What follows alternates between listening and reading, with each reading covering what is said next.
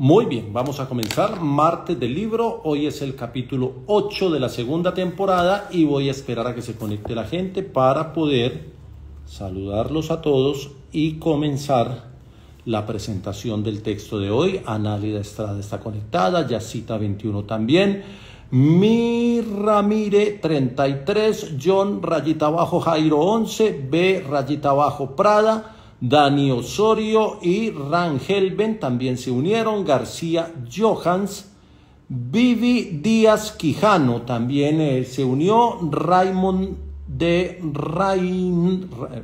Ryan, Marín Milenita, Carlos Moreno también se unió. A todos bienvenidos. Hoy es martes del libro, capítulo 8 de la segunda temporada. Estábamos esperando que se conectaran un poquito más. También están los amigos de Caracol Sports que se unieron. Andrés Candela se unió. Andrés Candela está en París y debe estar en la medianoche, está trasnochado. Hoy está en vacaciones, me imagino. No debe tener mucho trabajo. Un abrazo para él. Ya de Andrés Candela ya hicimos un martes del libro en la temporada pasada y vamos a hacer otro muy pronto porque estoy preparando la relectura de uno de sus textos. Quedan todos saludados y comenzamos martes del libro hoy con una cosa particular. Esta semana fue muy particular en Colombia por el tema de la llegada de Mancuso y todo lo que ha pasado en el tema yo lo llamo de orden público. Y en la semana me salté el orden de los libros. Los que me conocen saben que yo tengo una fila y el libro que me va llegando lo pongo en la fila, pero me lo quería saltar para leer un libro de las víctimas del conflicto, precisamente a partir de la noticia de la semana. Pero debo confesar que lo empecé a leer y el libro no pude con los testimonios, con las historias, y eso se me combinó con el mundo de la noticia. Entonces paré y dediqué el domingo en la tarde a un libro que lo tenía ahí pendiente y que me lo leí en una sola sentada. Entonces vamos a hablar de un libro escrito por una persona de 86 años de edad, y esto ya le da un valor. Segundo, a un libro que es escrito no solo por una persona, una mente brillante, a los 86 años de edad, sino que es un libro que no es una autobiografía, no es el relato secuencial histórico de sus vivencias, aunque tiene la parte vivencial mezclada, sino que combina las historias vivenciales con algunos ensayos cortos, algunas opiniones, algunos comentarios, y termina siendo un libro delicioso por un lado, pero también muy retador porque uno no sabe dónde clasificarlo. Algunos dicen que se podría considerar unas memorias, otros lo llaman un testamento, algunos incluso dicen que es un testamento espiritual, porque finalmente lo que hace el autor es hacer un balance de su vida a los 86 años de edad, hacer una mirada hacia futuro, que entre otras cosas la hace medio apocalíptico, con cierta ironía, con algo de desazón, pero termina en las últimas líneas proponiéndole un pacto a las nuevas generaciones para tratar de dar un aire de esperanza sobre el final. Estamos hablando de un autor argentino, Ernesto Sábato, muy conocido por muchas de sus obras, que fue escritor y fue pintor, pero que tiene una historia de vida muy particular, de la que cuenta detalles en el libro. Y el libro es este, que se llama Antes del Fin. Yo compré este de Bucket, que es una edición relativamente barata. Y Antes del Fin es prácticamente el último libro escrito por Sábato y escrito a petición, porque mucha gente le estaba pidiendo que dejara algo, que hiciera su testamento, que escribiera una autobiografía, que le dijera algo a las nuevas generaciones que lo veían como un referente, y él decidió escribir este texto y lo fue escribiendo, y tiene unos matices donde uno ve que la carga emocional fue muy alta a lo largo de la escritura y que tiene momentos muy particulares. Entonces, por eso cambié y me dediqué a preparar este libro para hoy. El otro lo dejé para otro momento, que es un libro de testimonios de víctimas, que lo quería traer, pero no pude con él, por lo menos esta semana. Entonces, lo primero que quiero decir es que escribir a los 86 años de edad es un gesto de nobleza de un gran escritor como Sábato, porque a los 86 años de edad ya, pues, digamos, no es que la mente no sea brillante, porque él fue brillante hasta los 99 años, casi 100, porque murió en el 2011 y había nacido en 1911. Murió unos meses antes de cumplir los 100 años de edad. fue escritor y pintor y terminó su vida más dedicado a la pintura que a la escritura. Pero este es un texto muy particular, no es una autobiografía, aunque repasa acciones de su vida. Tampoco es una autobiografía intelectual donde repase como todos sus referentes, aunque también habla de Dostoyevsky, habla de Kafka, habla de Friedrich Nietzsche, habla de todos los referentes que tuvo, o no de todos, pero sí habla de algunos. Combina historias con ensayos cortos, frente a temas de la actualidad de ese momento, 1998, que entre otras cosas tienen mucho que ver con la actualidad de hoy, el deterioro del planeta, una deshumanización donde el ser humano se ha preocupado por otras cosas. Y él, en medio del momento que vive, ha perdido a su esposa, ha perdido a su hijo, ha perdido a su madre, se ha ido quedando, digamos, solo en el mundo, y tiene como esa congoja de la persona que está cerrando su ciclo vital y que siente que se ha ido quedando sin sus seres queridos. Entonces dejémoslo en testamento espiritual, que me parece la definición más cercana. Yo diría que hay una palabra que define mejor el libro, pero que no es un género, y diría que es un legado. Este es un legado de Sábato a las generaciones que lo suceden. Muy bien, es un poco melancólico, triste, apocalíptico en la mirada que le da al mundo y a las situaciones que hay en el mundo. A lo largo del libro cuenta que él es un joven nacido en La Pampa, Argentina, con unos ancestros europeos como la mayoría de los habitantes de La Pampa. La Pampa argentina se pobló de inmigrantes italianos, albanos, españoles, de europeos en general, y sus ancestros maternos son de Albania, sus ancestros paternos son de Italia. Su padre es un tipo muy fuerte, que es demasiado fuerte con su madre y también con sus hijos, y la relación de Ernesto con el papá no fue buena, al punto que busca como vía de escape irse a Buenos Aires para poder hacer sus estudios de secundaria y luego sus estudios universitarios, y fue casi que una vía de escape. Y en uno de los capítulos del libro relata la tristeza que siente viviendo en Buenos Aires, teniendo a sus padres lejanos, pero sobre todo a su mamá, porque sabía que su papá, con su temperamento, pues no le daba buena vida, según el juicio de Ernesto.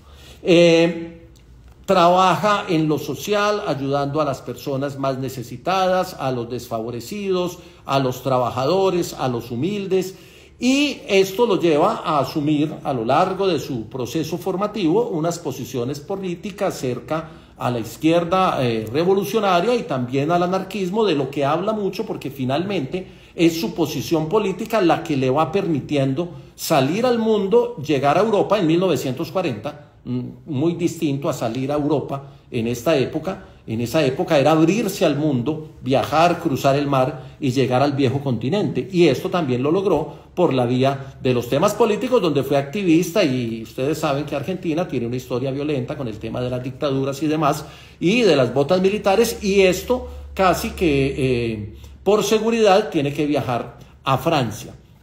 Pero en ese periplo de ir y volver, él termina estudiando un doctorado en ciencias en la Universidad de La Plata, y Ernesto Sábato se convierte en uno de los grandes científicos de un doctorado en física, fue lo que estudió. Termina siendo uno de los grandes físicos argentinos, de los grandes científicos de la primera parte del siglo XX, lo que le abría una perspectiva ante el mundo, y llega a trabajar al Centro Curie en París, que era el sitio donde iban todos los genios de la física, de la química y de las ciencias duras a Europa, y él llega a trabajar allá y se instala y tiene una tesis de sus posgrados, de su doctorado, y la tesis termina siendo una tesis importante y a él lo ven como un referente en las ciencias.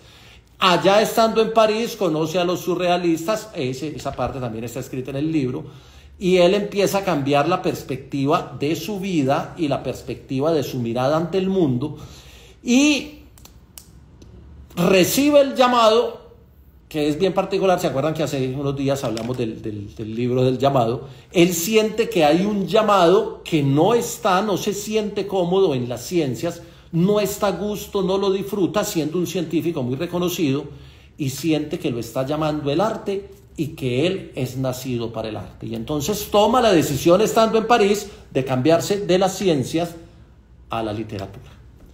Y esto, con todo lo que nos pasa, porque yo también lo viví, yo los que me conocen un poquito en historia de vida, yo estudié primero ingeniería de geología, luego me pasé a estudiar comunicación. Cuando uno hace esos cambios bruscos de una área a otra, generalmente los de las ciencias duras, y creo que todavía pasa, consideran que uno es un traidor o que uno es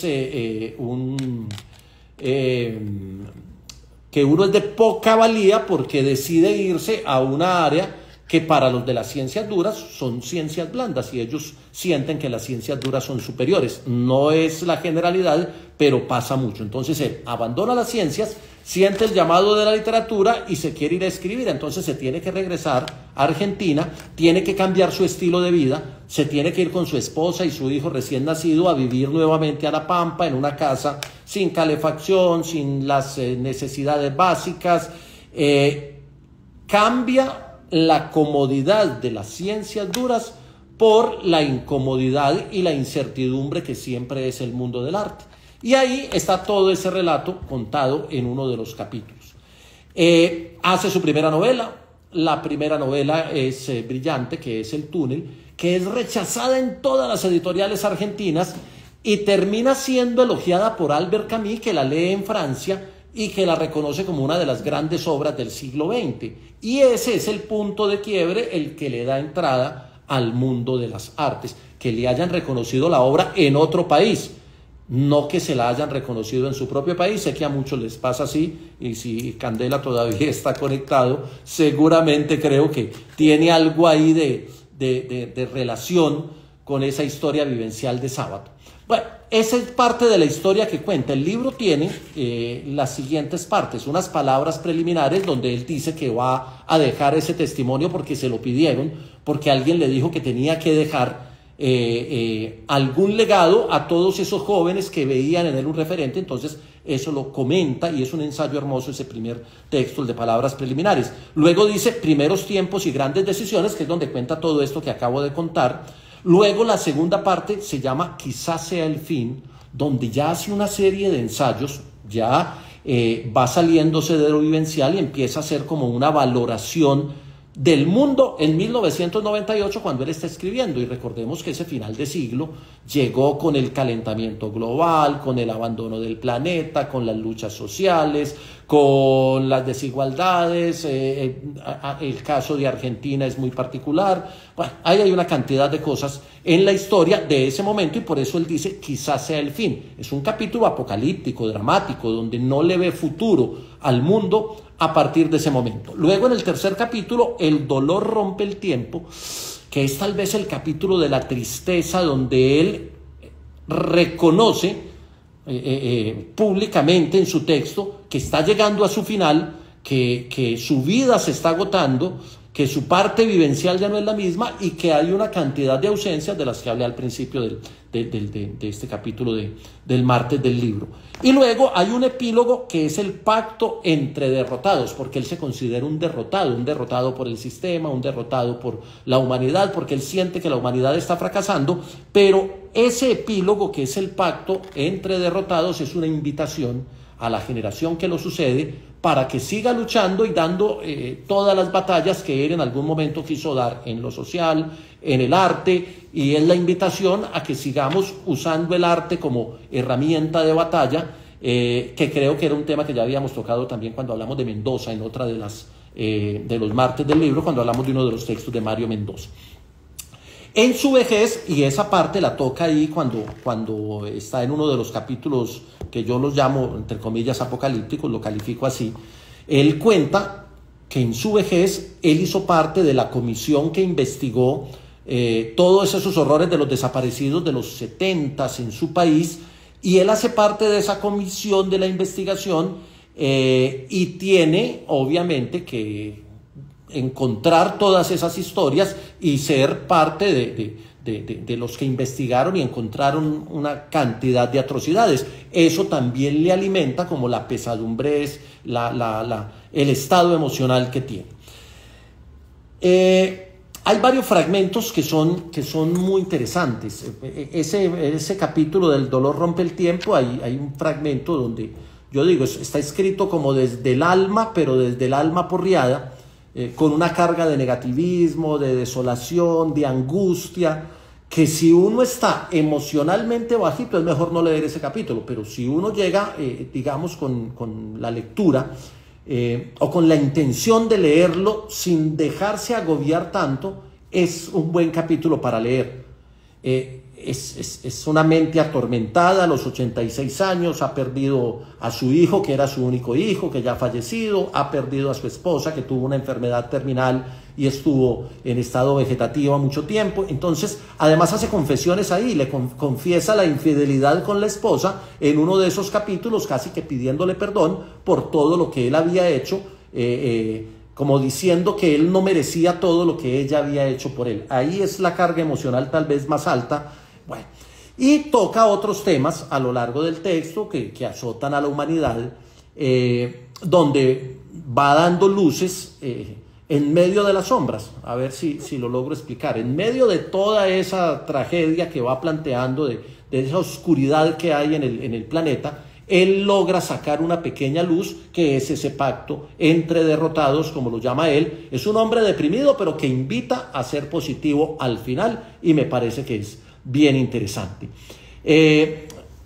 Hay un tema muy emocional, una carga emocional fuerte en él, pero lo que quiero rescatar para ir como cerrando la presentación del libro es que en medio de toda esa desolación, angustia, tristeza, digamos, depresión frente al tema de cómo va el mundo y para dónde va, él propone el arte como salvación, el arte como camino. De hecho, él en esos últimos años de su vida se ha dedicado más a la pintura y explica cómo él, a través de la pintura, ha logrado plasmar unas emociones de alegría contrarias a esas emociones de tristeza y de depresión que lo acompañan en esos últimos años de su vida. Obviamente, el mundo del 98, que es cuando él escribe el libro, el mundo está en decadencia, hay una realidad. Hoy está todavía peor. Hoy el tema de la deshumanización, el tema de el deterioro del planeta, son las mismas problemáticas que veía Ernesto Sábato en el 98, pero más acentuadas. Pero todavía creo que queda el arte como salvación, que es la invitación final de Sábato. Él habla de la tecnología, de las injusticias sociales, del tema de los mercados, del capitalismo salvaje, que para él es un modelo fracasado. Luego también hace como un balance de esas posturas ideológicas que tuvo en la juventud, y también considera que en algún momento fue radical y que ya ya los radicalismos no dan para tener una buena línea de pensamiento. Entonces todo ese balance de la vida lo termina haciendo. Entonces termina haciendo ensayos y termina diciendo cosas bastante interesantes. Voy a leer las últimas 3 líneas. Solo quienes sean capaces de encarnar la utopía serán aptos para el combate decisivo, el de recuperar cuanto de humanidad hayamos perdido. Así termina, es la invitación que él hace, y de alguna manera está reconociendo que hemos perdido mucho de humanidad, cosa que podría aplicarse. Por aquí tiene otra frase: solo lo que se hace apasionadamente merece nuestro afán, lo demás no vale la pena. Ahí está hablando del arte. Y bueno, tiene otras, tiene unos capítulos que son brillantes, sobre todo en la parte vivencial. El tema de la relación con el papá, que es de los primeros textos. El tema de cómo conoce a Matilde, su esposa, cómo empieza la relación y cómo él se lleva a Matilde a vivir a París y va con ella por el mundo, y cómo Matilde se vuelve su mejor lectora de todos sus textos. Hay unos capítulos brillantes que justifican la lectura del libro. Es un libro muy fácil de leer, muy rápido, pero muy emocional. Entonces, recomendación para ir cerrando: si la carga emocional es muy alta, o si usted tiene una pesadumbre en el alma que no puede con ella, le recomiendo que guarde antes del fin para más adelante, porque todavía no es el fin. Pero me gusta el título, me gusta el texto, lo recomiendo y me parece que es una buena lectura. ¿Qué más tenía por aquí que quiera destacar? La desesperanza, se puede luchar contra la desesperanza a través del arte. Miren que ya en esta temporada hemos visto dos autores que ven el arte como camino, el arte como salvación, el arte como oportunidad, el arte como posibilidad. Así haya una desolación y una tristeza profunda. Incluso hay capítulos donde habla de los grandes literatos de la historia que han tenido caminos muy tristes porque o disfrutaron de la gloria después de muertos, porque cuando estaban vivos y escribían nadie leía sus textos y luego se convirtieron en autores importantísimos, o porque tuvieron vidas muy acongojadas con finales muy tristes de desesperanza. Hay un capítulo donde habla del suicidio, era el otro tema que quería tocar, porque en algún momento pensó en suicidarse y lo confiesa en este libro. A los 86 años de edad confiesa que en algún momento de su vida sintió la tentación del suicidio y habla del suicidio que, entre otras cosas, creo que es Camus, esto no lo dice Sábato, pero lo leí en algún otro lado, es Albert Camus el que dice que el único asunto que realmente merecería la ocupación de los filósofos debería ser el suicidio. Creo que así lo dice Albert Camus, o lo estoy parafraseando, pero creo que es más o menos así. Les recomiendo a Sábato en todas sus obras. A mí me gusta Sábato. Hay gente que no comparte con él ciertos temas ideológicos que tiene en sus obras, pero a mí me parece que es un muy buen escritor y que este libro vale la pena leerlo porque es antes del fin. A todos los que se conectaron, muchas gracias. A Cristian, a Ana Carito, que la veo por aquí, a la Ganadería La Joaquina, están conectados, a Esteban Robledo, a Jaime Acosta, a Héctor, a Sergio Fer, a Guillermo Espina, a J. Pigmalión. Dice, J. Pigmalión dice, Jonathan, dice, don Ernesto es una maravilla, es un genio. Para mí es uno de los genios del arte. Sus obras son de una carga emocional altísima. Sara Af también está conectada. Bernardo Castrolli, Rojista, Miguel Camargo, Diana Mo, Raymond Drairan, ahí me peleé, Daniel Méndez, Judith, Camilo León, Andrés, a todos muchas gracias por haber estado en este martes del libro. El próximo martes, 9 y 10 de la noche, prometo traer una obra distinta. Tengo ahí en lista, no les voy a anticipar, alguien me ha dicho que anticipe los textos y me gusta más llegar así, porque me puede pasar lo que me pasó en esta ocasión, que empecé con uno y el domingo dije no, y cambiar a este que me salvó la semana. Feliz semana para todos, nos vemos en martes del libro. Se vale comentar, se vale compartir, se vale recomendar para que sigamos hablando de libros todos los martes. Chao.